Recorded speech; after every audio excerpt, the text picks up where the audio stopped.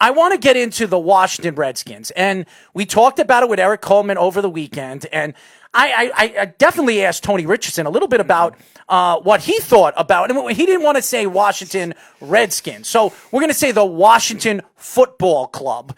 But there was a lot of things decisively that came out over the week about Daniel Snyder and the executives of the organization. 15 employees complained about sexual harassment, not only from people that worked for the organization, but executives of the organization, where Daniel Snyder is now trying to protect himself. He hired a lawyer over the week, trying to figure out how he's going to protect himself.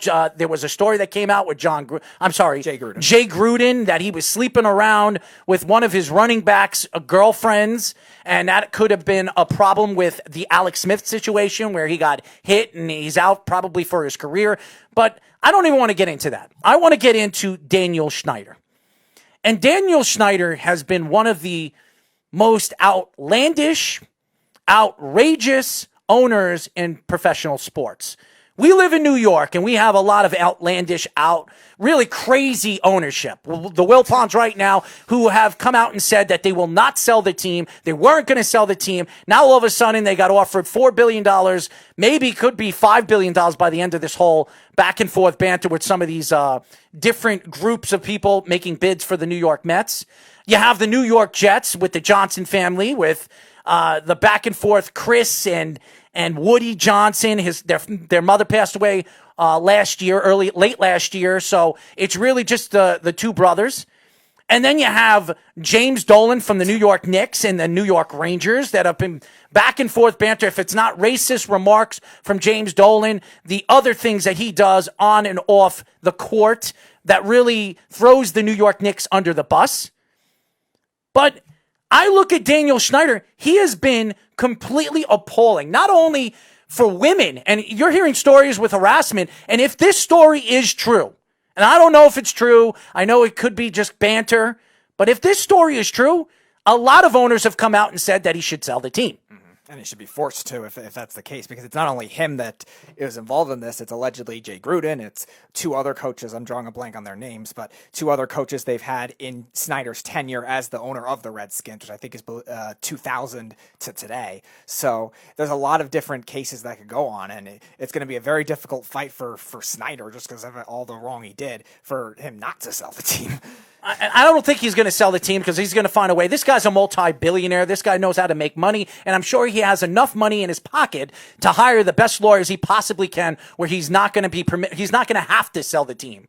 But I look at Goodell, and Roger Goodell has been trying to find a way, and fans have absolutely made fun of him, not only through what's going on in the, and I by the way, we have somebody that's trying to call in, so let's put him through. We have Kenny trying to call in, so just put Kenny on hold, and we'll put him through in just 1 second. But I look at the Washington Redskins as a whole, as an organization. They have been a complete mockery for the NFL. You talk about the Browns, you talk about the Jets, you talk about the Bengals. We have talked about so many different teams here in New York. And really, even the Pittsburgh Steelers the last couple of years, they've been a laughing stock too. With Mike Tomlin, with the players on his team, he can't get along with Antonio Brown. You heard stories with Ben Roethlisberger. He hasn't got along with Mike Tomlin. You've heard Bell. That's why Bell wanted out, because he wasn't getting enough, respect. Right. By Tomlin and his coaching staff. So and the front office. So again, there are a lot of other teams, and the New York Giants, by the way, have been a laughing stock too. They've been, for the last 5 years, they've been one of the worst run organizations in all of sports. But you're looking at the big picture right now, and Daniel Snyder has nothing good to say about what is going on behind closed doors. And I know he's come out and said that we're trying to change the mold here with the Redskins. We brought in Ron Rivera, and that's great. You're bringing a guy that's been he's been a soldier, he's an army, he's been in the army, he has a background of understanding how to run an organization because he was the head coach of the Carolina Panthers for all those years. But again, bringing in one guy is not going to fix the problem that they have right now with the organization. This has a lot to do with ownership and the executives that are running the organization, the marketing campaigns, the different the different background of this team and this organization. It has nothing to do with the players. I know a lot of people want to blame the players. This has something to do with ownership and the team as a whole and the people that are running this organization. Yeah, it's been a lot of it with the executives too, and the players are the victims really. When you see what everything has to deal with between Alex Smith and Trent Williams and a lot of other people. We have our first call of the day. Who are we speaking to? Ken from upstate. Kenny, we know it was you. I knew it was you when White Plains popped up on the phone. Okay, and you're laughing. Good. Congratulations. We've not talked for quite a while. No, we haven't, and I'm wondering why. why. I've had no sport to talk about. Well, why haven't you called the show? Well, there's not a lot of sports stuff going on. What are you talking about? We do a show practically every single day on this network. And we scared him on his oftentimes podcast. you're interviewing people in the aspects of sports that I don't have much interest. I'll listen to an interview for 10 minutes, and I'm like, yeah, I don't need to call in about this. Are you drinking? Are you drinking today? No. I'm 100% sober. You're 100% sober. So what are you doing today? What is amongst the life of the great person of Ken over there upstate? What are you doing upstate? Are you working? No, I've been having computer problems lately. So you're not doing your show? It's been breaking up my stream. It was breaking up my stream last night. It was going to sleep as I was streaming. Mm-hmm. So I had to call them today. Well, let me ask you, why did you call the show? What would you like to talk about, my friend? Well, it seemed like with all this time off, these organizations are falling apart. Mm-hmm. And that's why you called the show. You wanted to tell us that all these organizations it's about time that they changed their name. Cleveland Indians should be next. Oh, give me a break. First of all, the Cleveland Indians should not be changing their names. I understand the Washington Redskins changing that name. That is absolutely appalling for a lot of different people around the country. That should be changed. But for the Cleveland Indians, I don't think that should be the Florida Seminoles. I don't think that should be changed. I don't understand. Seminoles, it was their name. It's not like it's a derogatory mark. And the same thing with the Chiefs and the Braves, who have been brought up in this too. You could change the logo maybe to not offend the Native Americans, but not the name, because Chiefs could mean anything. It's just a pure person of authority. What about the same Indian? thing with Braves. Indians, nobody again, calls them Indians anymore. It's a more general term, though. I think Hold on. So you don't like Cleveland? You don't like the name the Cleveland Indians? You think that's appalling? You think that's taking a shot at Indians? Kind of. They're called Native Americans. Native Americans. Well, yeah, but again, it's not offending one group of people. It's a general term. It's not like they're calling the specific tribe that was in what is now Cleveland at the time Indians, because that's not what they were. True. It's the same kind of thing with Seminoles. Seminoles was the name of the tribe, so they're gonna keep that intact. And Indians is a more general term where you're not directly offending, Redskins like the Redskins. Need to change. The Redskins definitely need to change because that is a direct offense.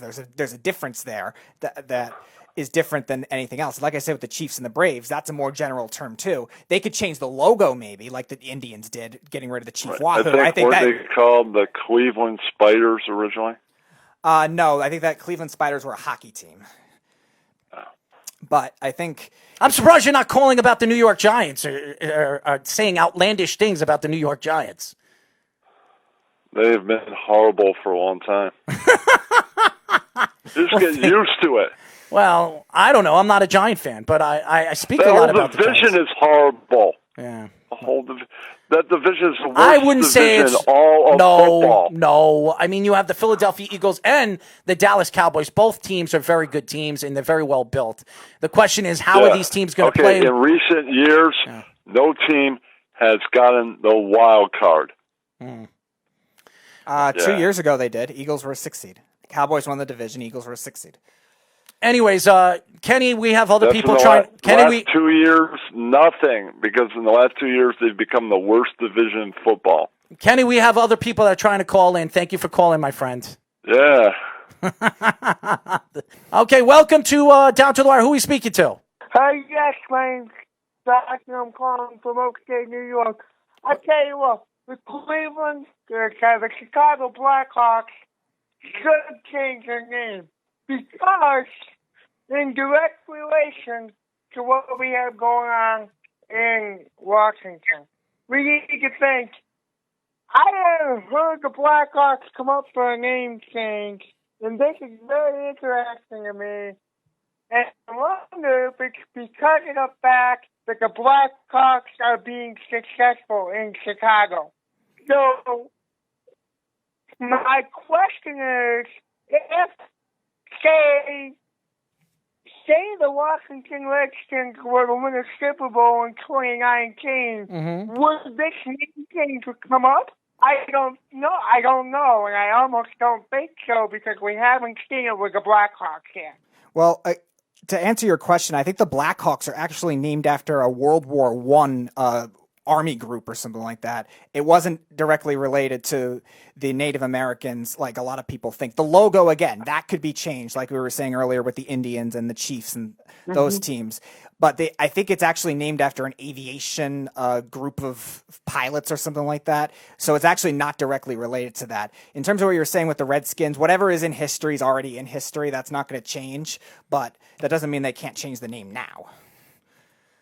Well, let me bring up then the point that you made about Dan Snyder, and I kindly, with all due respect, disagree with you about, the disrespect of the players and from the front office and blah, blah, blah, because Dan Snyder is just as much part of that ownership as anybody else in that front office and part of that ownership group. So shouldn't he be taking He is. a little bit of He is. He's responsibility? taking a huge hit. He's taking the majority. He's taking a huge hit right now. We're talking about the owner of the Washington Redskins sitting back and trying to make excuses. He should have known this. There's 15 women workers that have come out and said that there's been sexual harassment going on with this organization for more than 2 years. If that is true, and I understand a lot of people are saying, well, why didn't these women come out when this was going on? Maybe they were afraid. Maybe because Jay Gruden was sleeping around possibly with other women, not just some of the players' girlfriends. We don't know what he's doing. Plus, there's other coaches, too, over the years that have been involved in this, too. So it's not just this particular coaching staff, either. It's other coaches from different variations of when he owned the team since 2000. That's fair, but this whole, not to open up another can of worms, but this whole thing with Jay Gruden makes me wonder what's going on with the despair with John Gruden, because that's a whole nother ball game. But my question is, was John Gruden aware of this? I think he may have been. Was he what? I think he may have been. John Gruden was what? Was he aware of what Jay was doing? I'm sure. I don't think so. I don't think anybody knows what Jay Gruden was doing. And I don't even know if Jay Gruden. I doubt it. Why would Jay Gruden be going around telling his brother if he's sleeping around with different women, a part of the organization, and sleeping around with some of the players' girlfriends? Why would he be saying that? Okay, now let me argue. Look how bad Jay Gruden was. Okay, now. Right around that same time frame, John Gruden, the brother of Jay Gruden, went to hell and started to suck. Well, makes me wonder what he knew was leading to a distraction from football. What is your name? Justin. Justin? Dustin. Oh, Dustin. Yes. Dustin, thank you for calling. We'll answer your question. Thank you for calling. Keep listening to the show. We really appreciate you being a new fan, my friend. Yeah, of course, thank you. Absolutely. My answer to that is we don't know if John Gruden knew what Jay Gruden was doing, and I don't even think ownership really knew fully that Jay Gruden was doing what Jay Gruden was doing. Because if they did, he'd probably be fired right now. And he is fired. Now he's working for another organization. Don't be so surprised. Who's he working for right now? Jacksonville. don't be so surprised if this story is true about Jay Gruden that he's going to be fired by Jacksonville, because they're not going to keep him on part of the coaching staff when you see what's going on as a head coach. So if he can't do it as a head coach, why do you think they could bring him on as an offensive coordinator for the organization with Jacksonville?